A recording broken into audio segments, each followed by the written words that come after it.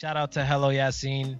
He was actually the YouTuber that I've been following him for a couple years. He posts really like introspective, deep and detailed YouTube videos about hip hop and hip hop artists.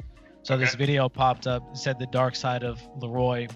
And with a lot of these video titles and stuff, you can never tell like how clickbaity they are and like what they're actually gonna reveal. Like, oh, he smoked weed when he was 8 or some shit. But and isn't he like 16 right now? I think so. Okay, so he's mad young right now. Yeah, he's mad young. I've always been curious about these young artists because like his content is very mature. And I'm like, there's no way like, someone who's like 13 or whatever has had that much experience to like very confidently and skillfully, do music and execute it like this perfectly, especially some random kid in Australia. So I knew Hello Yasin was gonna shed some light on something. Yeah. And so I watched the video. It's pretty lengthy, but it has a very like, I don't know, like research project school vibe to it. Oh yeah, dude, it's like a PowerPoint. Yeah, PowerPoint presentation on YouTube and shit.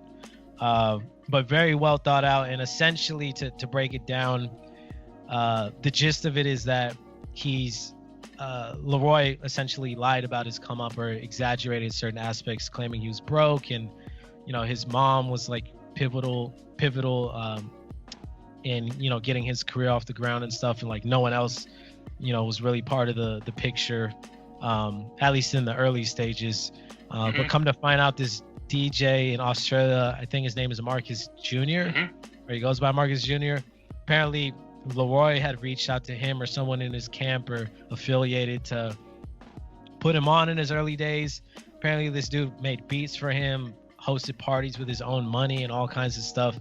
And then eventually label people got involved, and they his mom or Leroy himself kind of pushed him to the side, kicked him out of the picture.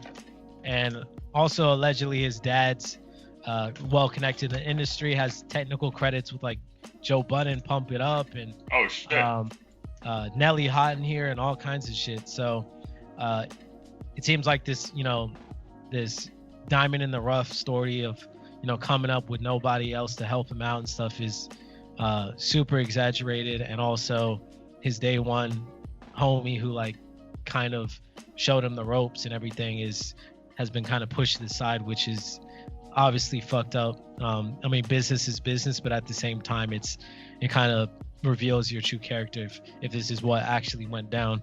So I thought it was interesting that he put all this together and was able to find all this information. I don't think anyone from Leroy and his family and stuff, I don't think have responded to it, but his, I want to say, current DJ or manager did directly respond to this YouTuber, saying, threatening to have it taken down and maybe legal action would be taken and all kinds of stuff. I think so. Wild. They did take down one video, right? Yeah. I mean, they claim, because I remember the video did play. So Leroy had remixed "Used to Us" by Future and Drake.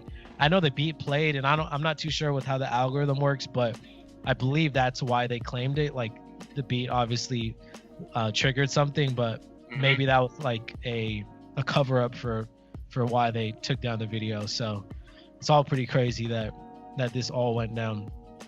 So then how did it, like, so in your perspective though, so as someone who enjoys the culture, and obviously we have this platform to discuss it, do you care, one, and then does that change your perspective on like a 16-year-old rapper right now? Yeah, that's a good point. I think similar to our last episode, like with Tekashi, I'm able to separate the artist from the music depending on like how severe this person's actions conflicts with my own personal values and shit. Like, I know business is business, and I don't really 100% know what went down because I don't know any of these motherfuckers. But right. So for me, I'm gonna continue to listen to Kid Leroy's music. I think it's dope. Like, I like it. It's not my family or anything that was personally affected. Am I, if it came down to it, would I want to do business with him or something? Sure. I mean, I'd be super cautious, but at the same time, like when it comes to streaming a random ass song from somebody I don't know, like I'm not gonna think that deep about it. But if anything, I think it goes to show that a lot of these rappers are exaggerating their come up story, and that they should be more authentic, because at the end of the day, I don't even really think he's writing his shit or anything. So it's like, what difference does it make if, you know, you were broke and fucking living in a abandoned warehouse or whatever he claimed to have been doing? Like, just be yourself, make good music. I really don't think anyone gives a fuck, and Tekashi's like pure proof of that. Yeah, dude, and like I would just say I agree with that completely. So there's a couple examples of this happening before, though, right? So if you look at, dude, there was in the early 2000s when Jay-Z was getting rid of Damon Dash and like all of Rockefeller, right?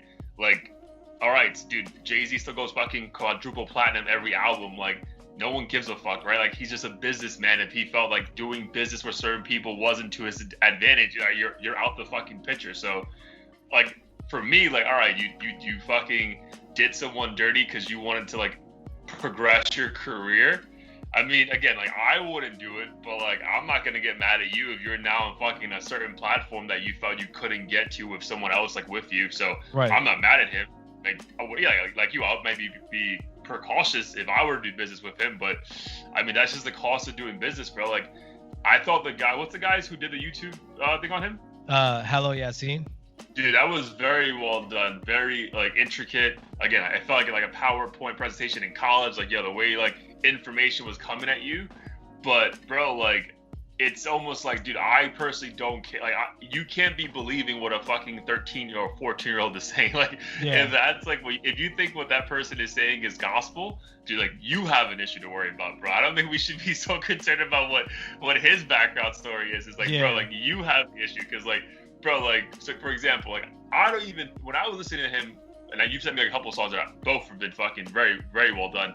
Like, I'm not like, oh, dude, where did this 14-year-old get this production quality? I'm like, yo, this is fire, bro. Like, that's all I'm worried about, and I'm happy to hear it. Obviously, with Jaden Smith, like another 16-year-old at the time that I was listening to, obviously, I know his family's a fucking gazillionaires, so he can afford certain shit. But, bro, like, I'm not thinking, yo, did he write this? Did he not write this? I'm like, bro, this is good. I'm listening to it.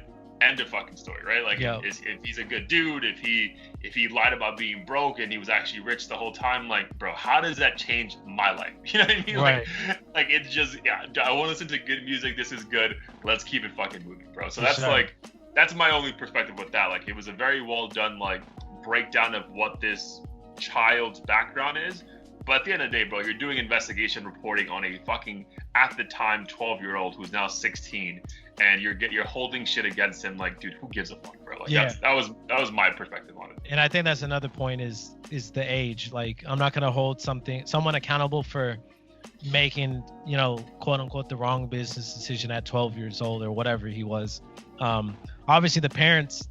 It sounds like the mom was pivotal in this. Like, as any mom of like a up and coming child star would, you know, they have a tendency to be like greedy and think about the bigger picture, like, as opposed to, you know, being worried about who the day ones you're fucking with and shit are. So yeah, I'm not gonna really sit here and like, you know, try to demonize him for some decision he made in 5th grade or whatever the fuck it was.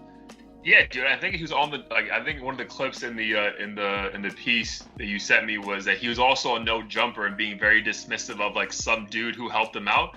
But bro, like, think about it, dude. When you're a kid that age, you lie, bro. Like, you know, you lie about certain shit. So like, I'm not gonna hold that against him because like he felt like, oh, if I say too much, like, I'll lose street cred or whatever, or, you know, the trolls will get me online. Like, bro, like, you're that young, you're gonna be influenced by a lot of things, man. So if he was a 35-year-old man maybe doing this, maybe I'll treat it a little bit differently. But bro, at the end of the day, like, it's a fucking child, bro. Like, it's like, I mean, like, he probably has no say in any of this shit. Yeah, I would say, like, so if he's saying that himself at this point, I think it might be a little foul. But like, again, I don't know behind the scenes, like, what if like his management and everything's like, yo, you better not say a fucking word about any of this, otherwise we're gonna fucking clap all the deals that we gave you and just throw it away. Dude, but that might be it. That might just be it. Like, he's like, bro, like, we need your like persona to be this broke Aussie kid who can write great raps and did it by himself. Like, that's who you are. and no one helped you out. Like that might be like Yeah. what his label is telling him to do. I think he signed to Columbia Records, right? Either that or I think it might be Atlantic. Okay, so I think he's signed by a major label though, right? Yeah, So definitely. they may want to be protecting that persona. Man, dude, I think about it's like when Bow Wow was 13 or 14 rapping. Like, bro, we knew that he wasn't writing that shit. Like, no one was fucking like getting mad at him. Like, bro, like, come on, bro. Like, I feel bad for this one guy. Like, if this guy Marcus really fucking helped this kid like be put on, do I feel bad for him? That's like a different question. Like, yes, like, yo, I feel bad for him.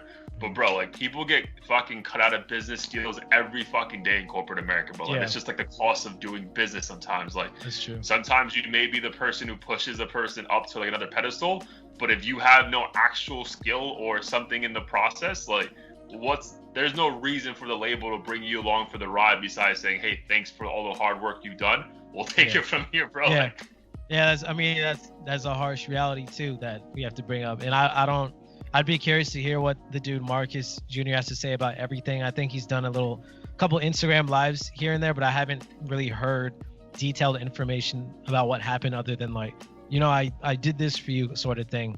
Kind of like the story of like the dude who pitches, I don't know, fucking Zuckerberg. I think the two dudes like pitched some idea and Zuckerberg took it and fucking made Facebook what it is. And it's like, right. It sucks, but at the same time, like you should have taken precaution and like solidified something legally. I don't know. Like, I just feel like if you're sitting on a gold mine, you should probably, do your due diligence to make sure you don't get fucked. And again, I don't have the intricate details of like how specifically everything went down and what they told him, but to your point, like business is dirty. Like this music shit isn't really, just art and fucking being real. It's like there's so much shit behind the scenes and people just get fucked over every day. I feel like the music industry is the most cutthroat of all industries, bro, because like, there's so many fucking, the supply and demand is completely out of fucking whack, bro. So like if you're trying to like be one of those artists who gets through, like, dude, this cutthroat shit has to be happening every fucking day, bro. It's like, if I'm gonna get my time to shine and I have to cut off like 2 or 3 people from my circle, then bro, that's just sometimes what it is. And we see it all the time with like boy bands and shit. The Beyonce, 100%. the group always dipping. The management's like, yo, you're fucking carrying this whole group. We can make you a star. Like, we don't need fucking Lance Bass and shit, taking space on the stage. Like, we could take this to a whole nother level and 100%, shit bro. just happens.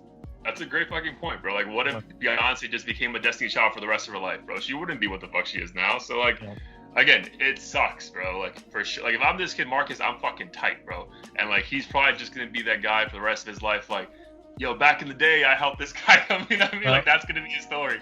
But, dude, it just is what it is, bro. Then you hope, like, obviously this guy is talented enough to, like, make it on his own and not need some fucking, like, to be a part of someone else's thing, like just do your own thing. So but that story though, maybe even like share the link and like when we post this next week, like that was a very well done interview though. So shout out to, what's the guy's name? Yasmin? Hello, Yasin. Yeah, that shit and then I'll post the well link to his video in the description so he knows we're not like clout chasing and shit. No, that was just giving the dude props for doing a very well done piece. But again, I think the overall theme I think that we're trying to get at is like, yo, shit like this probably happens like every single day in the industry, and like if you're a fucking 13-year-old kid at the time, I'm not gonna hold this shit against you. Yeah, for sure. You know what I mean? And then, dude, I want to get into something real quick before we dip and talk about Heat of the Week, bro. So how do you feel? So now we're 2 weeks removed almost from Tekashi's like coming back party, and bro, do you